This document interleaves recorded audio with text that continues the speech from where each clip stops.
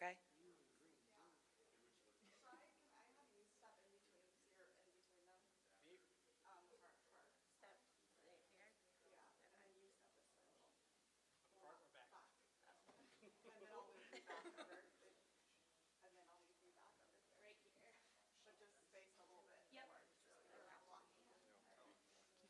I would say as long as we can see all your faces. All right. Are we good on this side? All right. Thank you all.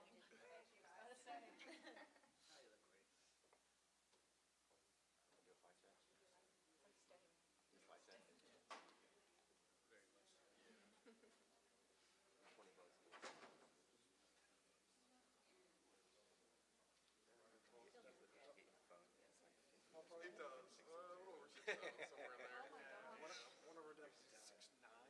Less. I would be scared to see him coming. Well, I already hit my head on enough stuff. I think he's taller. No. Yeah. I think so. That's what Dave's taken very much through. Wow. He's only like half of us. Yeah, he got shot. I might even dressed up. Oh my god. Yeah. Just kept on going. Okay, but that's what you need. Weird. Yeah. Automotive shops. Oh yeah. That would have been a headshot. Yeah, it was because I had like the green tie. I'm sorry. There's a time limit on them, though. They started at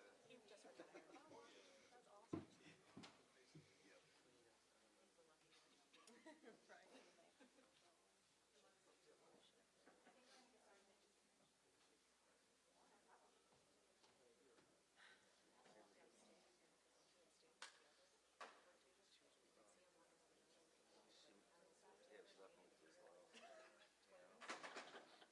just retired. Oh, that's awesome. Right. yeah, she left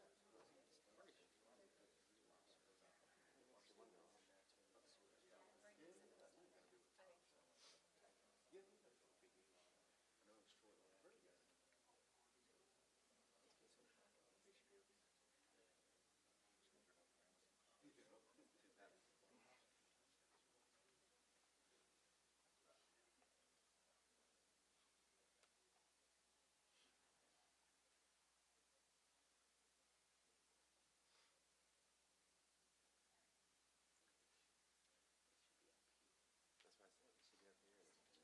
I said she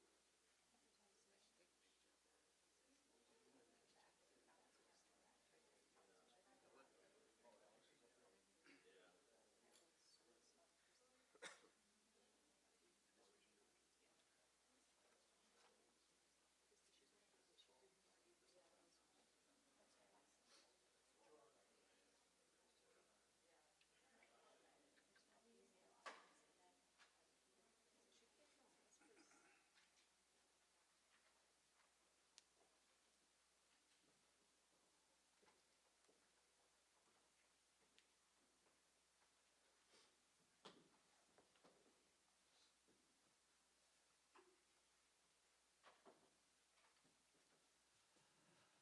Good morning, everyone, and thank you to each and every one of you for being here. A warm welcome to our Attorney General, James Uthmeyer. General, you continue to stand shoulder to shoulder with law enforcement, giving us the tools and the assistance we need to safeguard our Florida communities. This case is yet another example of how successful we can be under your leadership. Thanks for being here in Tampa today. Also, if you give me just a minute, I want to welcome and express some gratitude for some folks that were instrumental in the case that we're announcing today. Major Fred Hinderman with the Osceola County Sheriff's Office, Assistant Chief Michael Connors, Lieutenant Michael Kirshner, and Sergeant Kelly Anderson with the Clay County Sheriff's Office, Sergeant Matsui, Detective Hackney, Detective Titcomb with Jacksonville Sheriff's Office, Detective Spencer Hubble with Pasco Sheriff's Office, Lieutenant Amy Corlett with the Pinellas County Sheriff's Office, and Detective Eric Brown. Supervisory Special Agent Joshua Rios, Special Agent Jackson Thade with the Florida Department of Law Enforcement. And two of our corporate partners, Mr. Art Lazo, Vice President of Asset Protection with Speedway 7-Eleven, and Mr. Kelly Harriton, Director of Asset Protection with Racetrack. I want to thank all of you for being here today. Every single individual that I've announced their presence here today, and their organizations, along with organizations, some of them that weren't able to be here today, were instrumental, critical in the dismantling of an organized criminal enterprise that was responsible for 350 diesel fuel thefts at 70 locations throughout 70 different locations at 13 different counties. Let me repeat that because I butchered it up. These individuals are responsible for 350 diesel fuel thefts at 70 locations within 13 counties across this great state. They're responsible for stealing and the theft of 185,000 gallons of diesel fuel with a retail value of about a $650,000 loss. Their crime spree is now over. Operation Van Diesel started about 6 months ago. Our office was notified from some fuel centers here in Hillsborough County that they had discrepancy of fuel on hand. Fuel that was supposed to be on hand versus what was actually on hand. The case was turned over to our organized crime unit, who immediately observed that this was a trend. This wasn't just a single theft, it was multiple thefts. Cooperating with several agencies throughout the state of Florida, saw that this was a trend that was occurring throughout Florida, and you'll see that on the map that's being shown. So as they're conducting surveillance and working with every partner that you see here, they started identifying a trend. Most of the thefts occurred late at night. They would pull up in a van, usually a Dodge or Chrysler van, sometimes pulling a trailer, sometimes not, and they would pull on top of the covers, the metal covers that cover the in-ground storage diesel fuel tanks. They would move the piece of metal, whatever they had, in the floor with these makeshift tanks, 500-gallon tanks in these vans, and they would lower their pump into the tank, and within minutes could steal 500 gallons of diesel fuel. They would then take this fuel to large tractor storage facilities and sell the fuel for $2 a gallon. $2 a gallon when the national average is about $3.74 a gallon. So about a 50% discount to whatever customer they could find. Now think about the theft that's occurred. Yes, these corporate centers and fuel centers have lost that income. They are the victims. But this isn't a victimless crime. Think about every honest operator who now has to pay more at the pump because of these thefts. Even more so. Let's talk about the safety of these makeshift tanks in these vans and trailers that hold 500 gallons. These individuals, these criminals were out driving around on our Florida roadways where our families drive. A simple traffic crash could have been catastrophic. General Uthmeyer and his office of the statewide prosecution's office has been instrumental. They assisted and helped us obtain 103 search warrants and 41 subpoenas that resulted in the arrest, in the issuance of 11 arrest warrants. 10 out of 11 of these individuals have been placed under arrest. 8 of them have already been extradited back to Hillsborough County. And here we go again.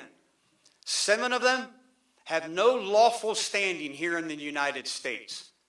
4 of them, when we arrested them, were also served with arrest warrants from previous diesel fuel thefts.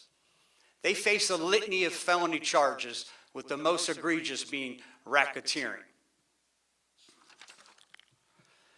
I want to take just a minute and thank the Organized Crime Task Force. This is some good old-fashioned police work. But by doing good old-fashioned police work, it takes a lot of sacrifice, it takes a lot of diligent and tireless efforts. And here we are again standing in front of a podium, talking to the men and women of the Organized Crime Task Force and announcing the success of this dismantling of a criminal enterprise because of your hard work and your sacrifice. Job well done, ladies and gentlemen. At this time, I want to turn the podium over to Attorney General Uthmeyer. Again, General, you have rapidly established yourself as a force multiplier, delivering on your priority and steadfast commitment to protecting every Floridian. General, I'll turn the podium over to you. You see these big cities across the country right now that are struggling with crime, turning down the president's offer to come in and help prevent crime. It seems senseless to want to turn away help when you have murder after murder after murder happening in a lot of these cities like Chicago. You know where that's not happening? Right here in Tampa, Florida. This is a big city. There is not a crime problem. And it's because of this guy right here. It's because of the leadership of the sheriff, his wonderful team, and all the law enforcement partners standing here behind me and up and down the state. In Florida, we enforce the law. It's just that simple. And today is another great example of enforcing the law. I want to thank the Organized Crime Unit. Seems like we were just here a few weeks ago for their continued good work. Again, this is revealing how a lot of crime is directly tied to the open border crisis. This wasn't an effort to go find a bunch of illegals. Yes, we're doing that too. But this was an effort to take down a sophisticated organized crime ring. And then lo and behold, all these guys are not U.S. citizens. 6 of the 7 got through under the Biden parole program, where they just handed you a piece of paper with some court date several years out, and maybe you show up, maybe you don't. Another one got through just completely undetected, a got-away. All these individuals have been working together across many counties. They thought they could get rich by cheating our laws. And instead, they're going to be looking at a long time behind bars before they're ultimately deported back where they came from. But rest assured, they will be held accountable here first before they're sent back home. Today I also am pleased to announce that we are going to be issuing both criminal and civil subpoenas against White Hawk carriers. You might remember the recent incident down in southeast Florida where you had an illegal alien who was given a trucker's license, a CDL license, by both Washington and California. He engaged in a very dangerous U-turn that ultimately cost 3 people their lives. In Florida, we don't just talk the talk. We're going to use every tool, every legal tool at our disposal to fight back and protect our citizens. So today we'll be issuing these subpoenas against the employer of this individual. As a reminder, this guy did not know how to speak English. He could not read road signs. He never should have received that CDL license in the first place. Not only was he illegally here in the country, but he also did not have the competency, the skill set. There's no way he went through the proper training in order to get this license. In addition, we've sent legal demands to both states, Washington and California, to get as much information as possible in how this individual obtained these licenses and how many other illegal aliens who do not speak English, who do not have the competency to drive such large commercial vehicles, how many of them are out on the roads endangering American families? So we'll have a legal fight ahead of us, no doubt. These sanctuary states, for whatever reason, want to double down and protect criminals, but we will continue to fight the good fight, and we will prevail. So again, thanks to the sheriff for having me. Another great success in cracking down on bad guys that want to steal from our families. We'll hold them accountable, and we'll keep this state safe, strong, and free. Thank you. Thank you, General Uthmeyer. At this time, I'd like to invite to the podium Art Lazo, Vice President of Asset Protection for Speedway 7-Eleven. Thank you, Sheriff. Well, Art Lazo with 7-Eleven. I first off just really want to express our gratitude to Sheriff Chronister, to the Attorney General. Just fantastic collaboration all the way across the board. On August 5th, the Organized Crime Task Force executed a major operation, traveling across multiple counties to carry out arrests and search warrants. And thanks to their efforts and the support of Clay County, Jacksonville, Orange County, Osceola, Palm Beach, and the Florida Department of Law Enforcement, these individuals were arrested with charges including racketeering, conspiracy, money laundering, and another suspect has been arrested since that date on the 5th. I do want to recognize within my own team at 7-Eleven, Investigator Jessica Garcia, who played a key role in uncovering and documenting these thefts.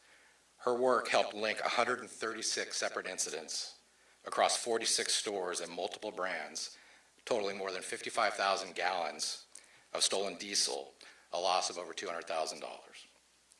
The collaboration was key from the beginning. We worked closely with investigators at Racetrack.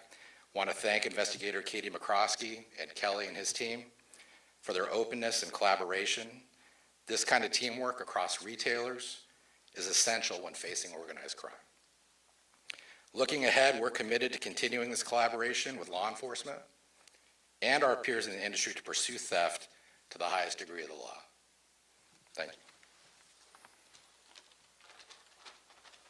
Thank you, Mr. Lazo. And now I'd like to invite Mr. Kelly Harrington, Director of Asset Protection for Racetrack.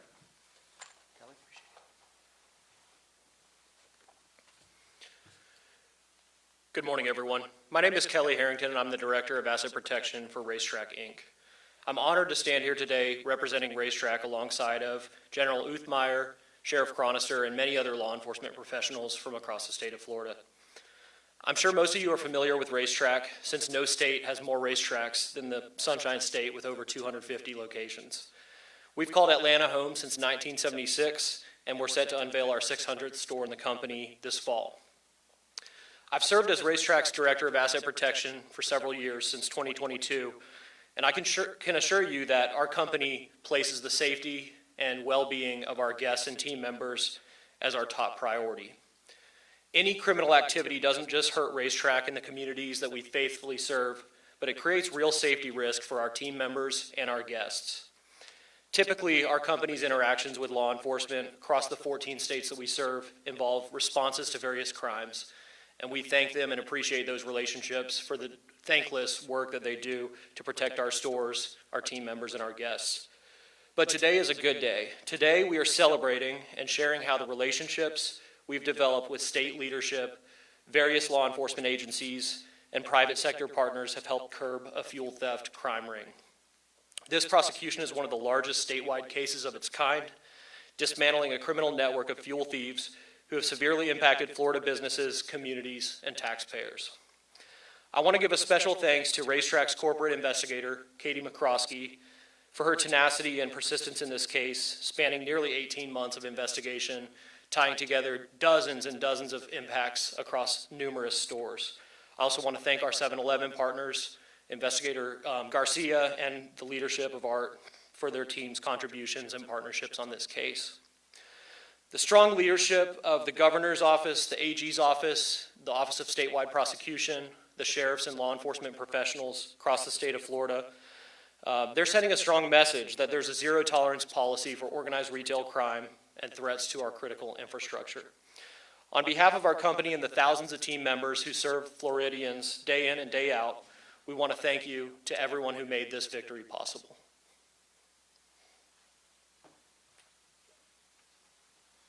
Thank you, Mr. Harrington. At this time, we'll take any questions.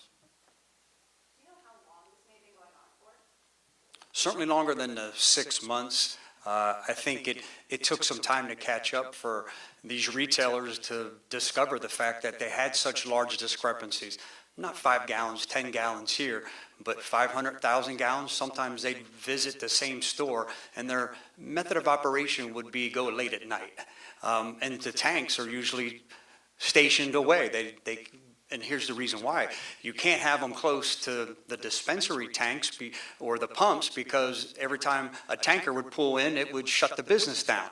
So, they took advantage of these obstacles, but it would happen late at night, and this is when they would discover these large discrepancies in the fuel, but did a phenomenal job. Immediately upon discovering it, started making that notification. Hey, something's not right here. Will you come help us take a look? And again, I thank the Organized Crime Task Force Unit, again, for starting dive in our cooperative efforts here with our corporate partners and every law enforcement agency you see here that weren't territorial, over the 13 counties at 70 different locations, and said, hey, how can we help? Let's pull surveillance video. Let's start issuing subpoenas and doing search warrants and do it the proper way to build such a successful case. The dismantling of this entire criminal enterprise is a result of a lot of great effort, a cooperative effort across the whole state of Florida.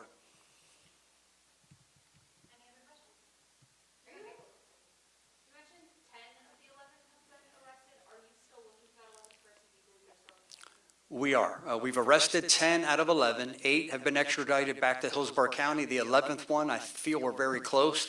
We've been getting a lot of help and assistance down in South Florida, and hopefully within the next day or two, we'll be announcing that he's under arrest and on his way back too.